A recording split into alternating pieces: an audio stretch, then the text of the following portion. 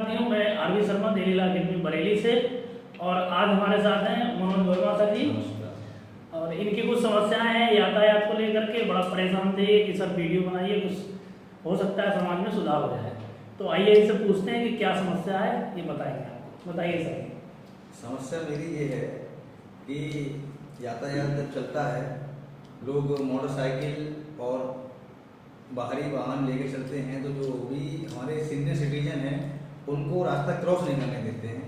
तो उसको रोकने के लिए क्या ऐसे प्रावधान किए जाएं या क्या सॉल्यूशन उसका निकाला जाए। पहले के ज़माने में हम देखते थे कि अमिताभ बच्चन से लेकर एक बड़ी बड़ी जो सेलिब्रिटी थी, वो लोग इन पे प्रचार करते थे कि सीनियर सिटीजन को पहले रास्ता क्रॉस करने दें। तो उस बारे में आज चर्चा करेंगे दिल्ली लॉ अकेडमी के डायरेक्टर आरवी शर्मा जी से। इनका विचार जानना चाहेंगे कि यातायात को कैसे कंट्रोल करा जाए। देखिए, बहुत ही अच्छी बात सर ने कही है कि किस तरीके से रोडों पे ये लोग बेकाबू होकर भागते हैं। जहाँ तक कि हम देखें, ट्रैफिक लाइट का कोई पालन नहीं होता है, कट लगा हुआ है तो कट पे भी लोग रुकते नहीं है, बुजुर्ग कोई खड़ा है तो उसको रास्ता पार करने नहीं देते। तो ये हम लोगों की नई जनरेशन की ये जिम्मेदारी है कि किस तरीके से लोगों को रोड पार करने में मदद करें।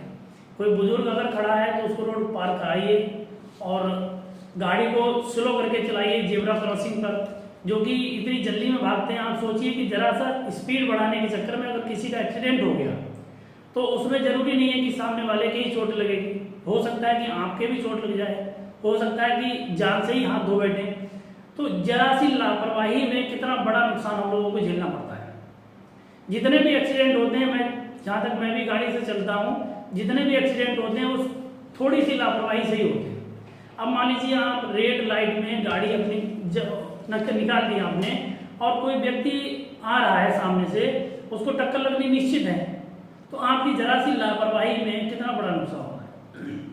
जो व्यक्ति मर रहा है या जिसके चोट लग रही है, वो घर से क्यों निकला, सब्जी लेने निकला, बच्चों के लिए कुछ खाने के लिए लेने के लिए निकला, माँ की दवाई लेने के लिए निकला, किस काम से बाहर निकला है, किस आश्रय से बाहर निकला है, किस उद्देश्य से बाहर निकला है, वो घर तक पहुंचेगा या नहीं पहुंचेगा, ये कोई जिम्मेदारी नहीं। और क्यों?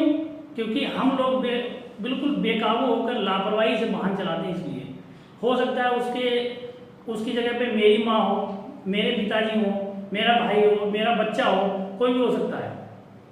तो जब भी आप वाहन चलाएं तो ट्रैफिक लाइट का पूर्णतः पालन करें। गाड़ी शहर के अंदर चला रहे हो तो स्पीड देखिए कि कितनी स्पीड अलाउ है, उस स्पीड में चलाइए। जेब्रा क्रॉसिंग को देखकर चलाइए।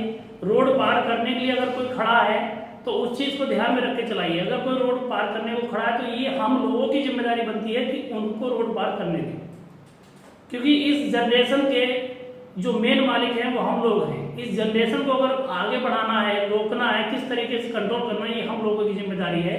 और खास तौर से जो पढ़े लिखे वर्ग हैं उनकी पहचान यहीं से होती है। पढ़ना लिखना जरूरी नहीं है कि आप किताबें पढ़ लो तो पढ़े लिखे माने जाओ। पढ़े लिखे होने का परिचय यहीं से होता है कि आप समाज के सामने किस तरीके से पेश आते हो।